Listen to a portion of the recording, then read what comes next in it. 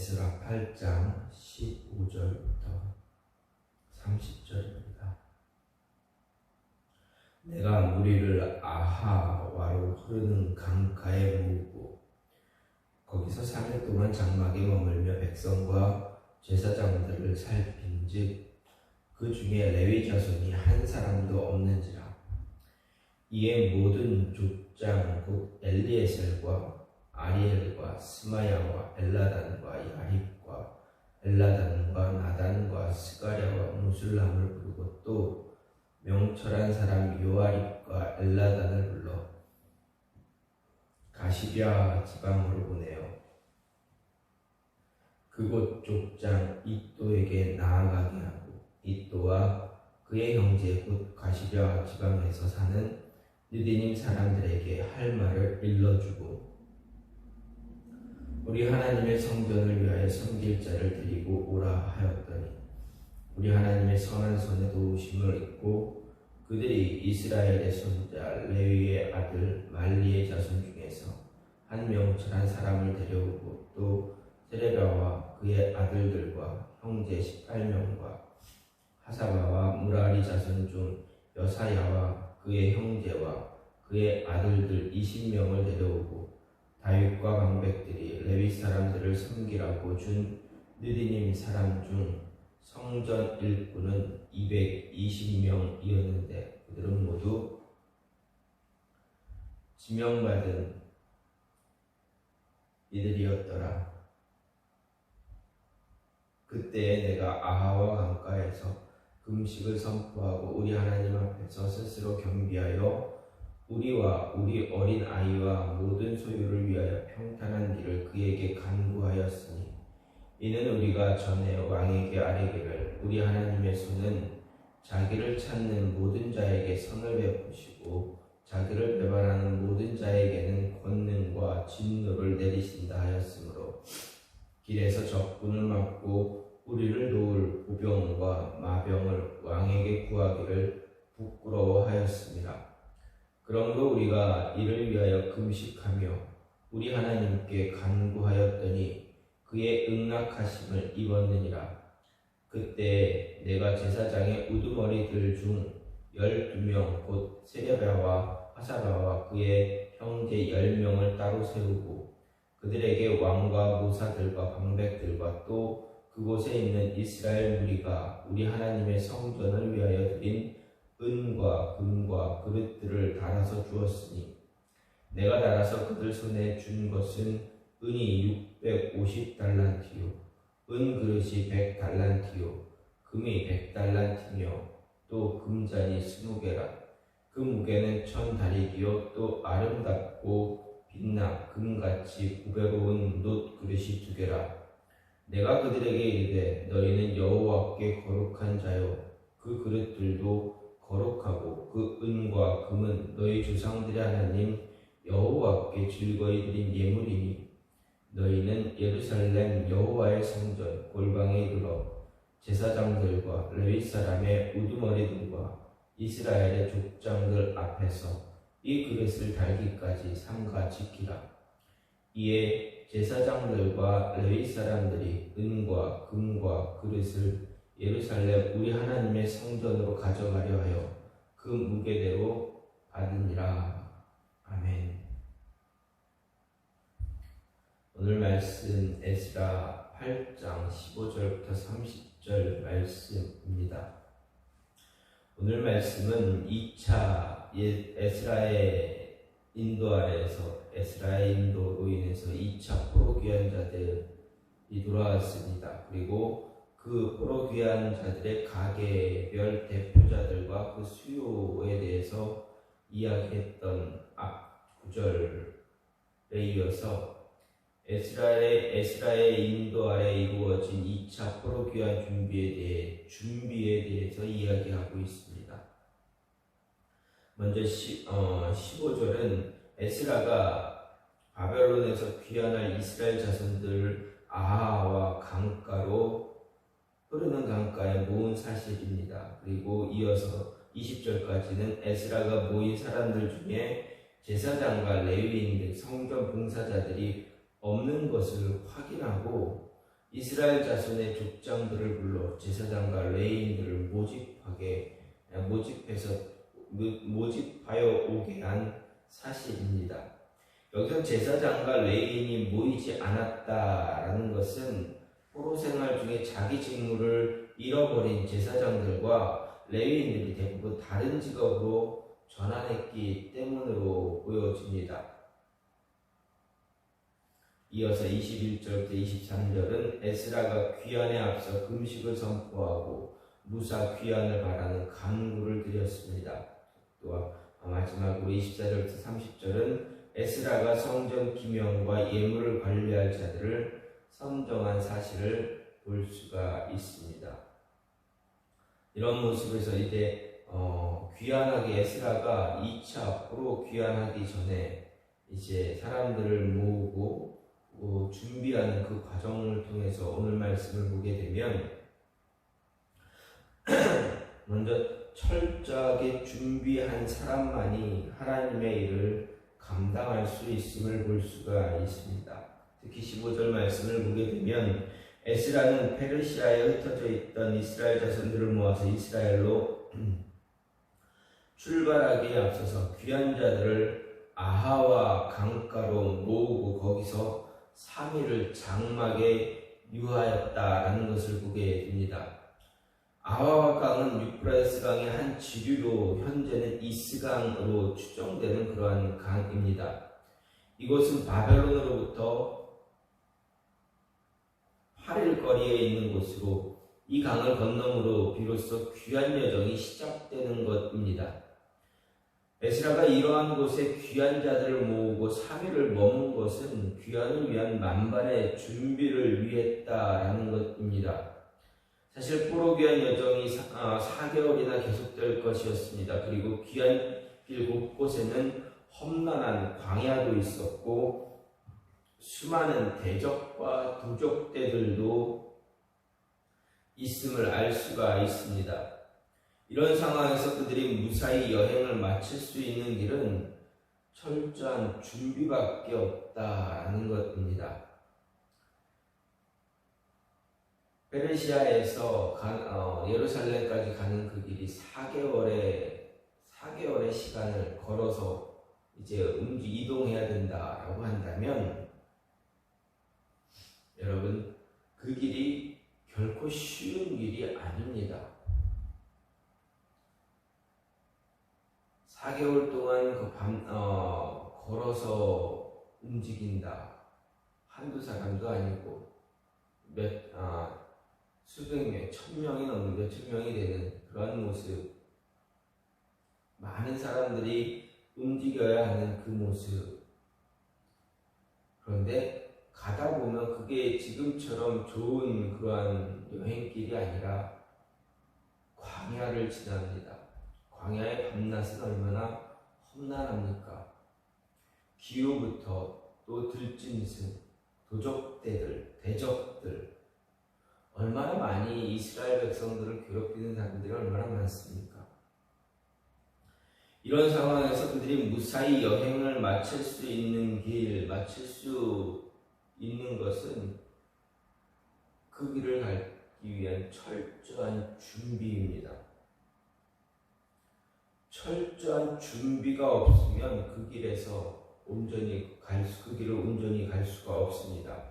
아마도 에스라는 적의 급습이 있을 때 어떻게 대처할 것인지, 행진은 또 어떻게 할 것인지 이런 모습들, 이런 준비를 했을 것입니다. 특별히 21절에서 23절을 보면 에스라와 백성들은 하나님의 도우심을 구하는 금식 기도도 했습니다. 이러한 여정 가운데 하나님의 도우심이 없으면 결코 쉽지 않습니다. 그냥 가도 어려운 그 길, 하나님의 인도하심이 없으면 결코 갈 수가 없는 그러한 길입니다. 결국 에스라의 이러한 철저한 준비는 이스라엘 자손들로 하여금 무사히 예루살렘으로 돌아갈 수 있게 했다라는 것을 가르쳐 줍니다. 이런 사실을 통해서 중요한 사실, 그것은 철저한 철저히 준비하지 않으면 하나님의 일을 감당할 수 없다라는 것입니다. 하나님의 일은 아무나 아무렇게나 할 수 있는 것이 아닙니다. 내가 한번 잠시 감동받았다 해서 하나님의 일을 무작정 무턱대고 아무 준비 없이 시작한다. 이것은 어리석은 일입니다. 하나님의 일은 내가 하는 일, 세상의 일과 분명 다릅니다. 철저하게 준비되어져 있지 않으면, 준비된 이후에 하나님의 일을 시작하지 않으면 아무 소용이 없는 것입니다. 세상의 일과 분명 다릅니다. 세상의 성공과 내가 어떤 일을 해서 어떻게 성공해야겠다, 이런 일과는 분명 다른 것입니다.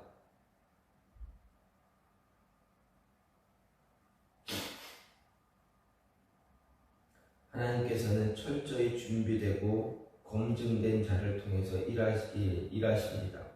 우리는 하나님께서 원하실 때 아무나 부르셔서 초자연적인 능력을 통해서 모세나 다윗과 같은 사람을 만드셔서 하나님의 뜻을 이루신다라고 생각할 수 있습니다. 물론 그렇게 하실 수 있습니다. 어느 순간 갑자기 누군가를 불러서 하나님의 능력으로 그를 통해서 일하실 수도 있습니다. 그러나 그것은 과거의 사실입니다. 지금도 그럴 수 있다라고 할 수 있지만, 지금 세상에서는 하나님께서 일하시는 방법을 보게 되면 철저하게 준비한 사람들을 통해서 일하시고 있다라는 것을 볼 수가 있습니다. 그런데 성경 말씀을 보게 되면 정말 하나님께서 아무 준비 없는 사람을 불러서 초자연적인 능력으로 그 일을 감당시키셨는가? 여러분, 좀 전에 말씀드렸던 모세나 다윗과 같은 사람, 정말 모세를 하나님께서는 뜬금없이 부르셨다라고 생각하십니까?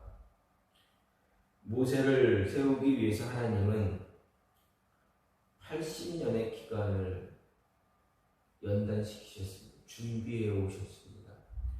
80년 동안 그를 철저하게 준비시키는 하나님의 작업을 우리는 잊지 말아야 합니다. 출애굽하기 위해 이스라엘 백성들을 출애굽시키기 위한 모세를 세우기 위해서, 그러한 모세를 세우기 위해서 하나님은 80년의 시간을 보내셨습니다. 바로의 왕궁에서 40년을 보내게 하시고, 그곳에서 모든 세상의 정치, 세상의 학문, 필요한 모든 것들을 그곳에서 배우게 하셨습니다. 젊은 시간, 젊을 때 세상의 것들을 다 취할 수 있게 많은 것들, 필요한 모든 것을 배우게 하셨습니다. 그리고 40년이 지난 이후 또 40년을 나이 40이 넘어서 80세까지 어디서 훈련시켰습니까? 광야에서 훈련시켰습니다. 그저 양만 치는 양치기, 40년 동안 양치기 생활을 그가 보낸 것처럼 보이지만, 그 40년 동안 철저하게 낮아지고 철저하게 하나님만 바라볼 수 있는 그런 사람으로 만드셨다라는 겁니다. 젊을 때는 세상의 학문을 모두 배우고 우리가 어떤 일을 할 때 준비하는 그런 모습이 필요하다라는 것을 이야기합니다. 그리고 어느 정도 나이가 들었을 때, 나이가 찼을 때 그 혈기를 누를 수 있는, 혈기를 이겨낼 수 있고 철저하게 신앙적으로, 이성적으로, 신앙적으로 하나님 앞에 준비될 수 있는 그 시기가 지났을 때 하나님은 그를 사용하신다. 젊을 때 사용하게 되면 어떻게 됩니까? 혈기로, 자기 생각으로, 자기 뜻대로 모든 것을 행하려고 할 때 할 수 있기 때문입니다. 또 아브라함을 보면 어떻게 됩니까? 아브라함을 보게 되면 그를 믿음의 조상까지 만드시기 위해서 몇 년의 시간을 연단하셨습니까? 아브라함을 부르실 때가 언제입니까? 그의 나이 70입니다. 나이 70 먹기까지는 아마 그 부족에서 자신의 가족과 친족 안에서 이런저런 것들을 통해서 준비되어졌을 것입니다. 그 준비만이 아니라 70에 불어서 이제 가나안 땅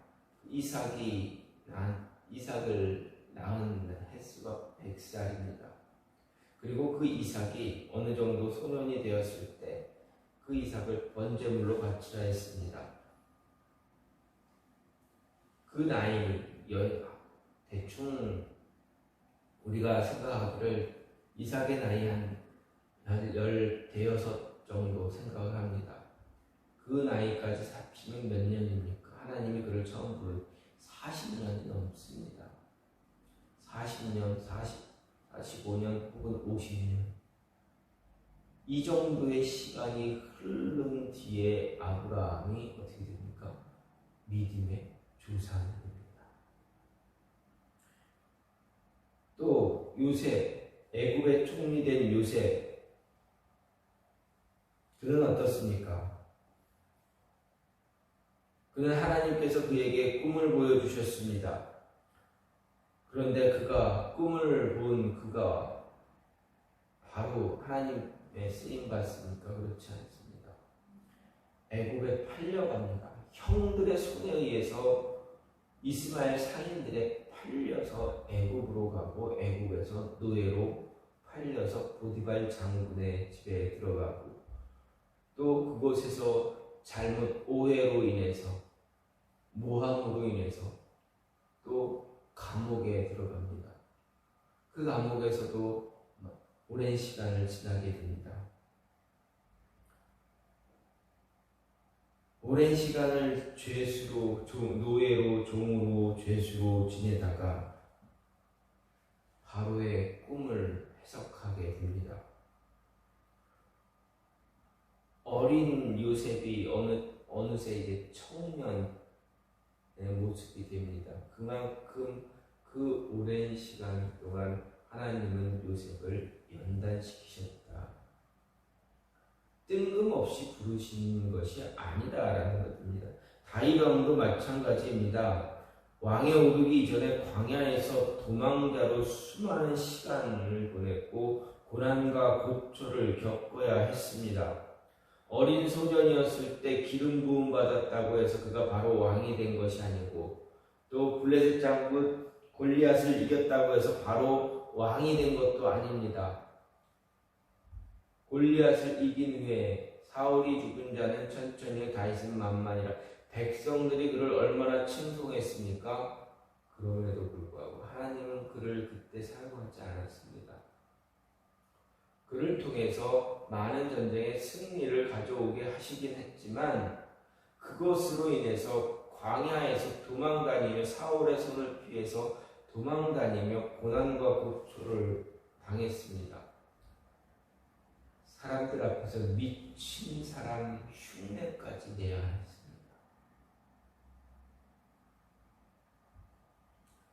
이러한 사람들, 이들은 모두 이런 과정들, 철저하게 준비된 그 과정들, 예비한 그 과정들을 거쳤습니다. 그 과정, 그 준비를 거치고 나서야 하나님께서 그들을 사용하셨다라는 것입니다. 심지어 예수님도 역시 30년간의 육신의 부모를 섬기는 과정에서 공생애를 시작하셨습니다. 또 그 공생애를 시작하기 직전 40일을 광야에서 금식하시고 또 사단의 시험도 이기셨습니다. 이런 모습을 보게 되면 하나님은 하나님의 일을 이루시기 위해서 사람을 사용하실 때 쉽게 아무나 불러서 사용하시는 분이 아니다라는 것입니다. 즉 선교사로, 전도사로, 목사로 부름받고 사역을 시작할 때 하나님의 길을 가기를 다짐하고 사역할 때 사역을 시작하기 위해서는 어떻게 됩니까? 준비되어져야 합니다. 흔히 생각하면 대학교 4년, 대학원 3년, 7년, 짧아도 7년, 그 7년의 시간 동안 학업을 통해서 준비되어져야 되고, 학업과 함께 사역지에서, 현장에서 사역을 하면서 준비되어져야 합니다. 그래야 선교사도 나갈 수 있고 전도사가 될 수도 있다라는 것입니다. 그런 준비를 게을리하고 모든 것을 하나님의 몫으로 전가하게 되면 그 일이 될 수 있느냐? 그렇지 않다라는 것입니다. 잠언 기자는 지식 없는 소원은 선치 못하고 발이 급한 사람은 그릇 하느니라. 사람이 미련함으로 자기 길을 굳게 하고 마음으로 여호와를 원망한다라고 이야기하고 있습니다. 이것은 준비의 중요성을 강조하는 말입니다. 물론 모든 일이 우리의 준비만으로 다 되는 것은 아닙니다. 그 안에 하나님의 역사가 분명히 있어야 합니다. 하지만 하나님께서는 결코 준비되지 않은 자를 통해서 일하지 않는다. 게으르고 불성실한 자와 함께 일하지 않는다라는 것입니다. 하나님의 일을 철저히 준비하고 내 자신을 점검하는 자 되어줘야 하나님의 일을 감당할 수 있다. 직분자 역시도 마찬가지입니다. 교회 안에서 어떤 일을 맡는 것도 마찬가지입니다. 준비되어지지 않으면 아무 일도 감당할 수 없다. 준비되지 않은 자가 직분을 감당하고 어떤 일을 감당하게 되면 그 사이에 그 안에서 분란이 일어나는 경우가 종종 허다하다라는 것 우리는 잊지 말아야 합니다. 신앙 공동체 위기는 준비되지 못한 예배, 준비되지 못한 성도, 준비되지 못한 사역자, 교육자로 인해서 일어날 때가 참 많다라는 것 우리는 기억하고 무엇을 하든 철저하게 자신을 준비하고 연단시키는 하나님의 뜻을 이해하고 받아들이며 하나님이 만들어가는 그 손길에 순종함으로 받아들일 수 있어야 한다라는 것 잊지 말아야 합니다. 에스라를 통해서 이스라엘 백성들을 준비시키십니다. 귀한 길을 준비시키십니다. 철저하게. 그래야 그 귀한 길이 성공할 수가 있습니다. 무사히 돌아갈 수가 있습니다. 무사히 돌아가야 그곳에서 하나님의 성전을 세우는데 마무리할 수 있기 때문입니다. 성전을 세울 때 마무리할 수 있기 위해서 하나님은 준비시키시는 것입니다. 아무 준비 없이 무사히 돌아갔다고 해서 그곳에서 성전을 세울 때 분란이 일어나지 말라는 법이 어디 있습니까? 남 탓하고 누구 탓하고 서로 왜 나는 이거 하는데 너는 그거 아니야, 너는 왜 안 하냐, 이런 분란이 일어날 수 있습니다. 그런 모든 분란을 잠재우기 위해서는 준비가 필요합니다. 세상적인 준비뿐만 아니라 철저하게 영적인 준비가 필요하다. 그것을 우리는 잊지 말아야 합니다. 따라서 하나님 앞에서 최대한 낮아지고 준비되어진 자가 되어서 주의 일을, 하나님의 일을 감당할 수 있는 저와 여러분이 되기를 간절히 소망합니다.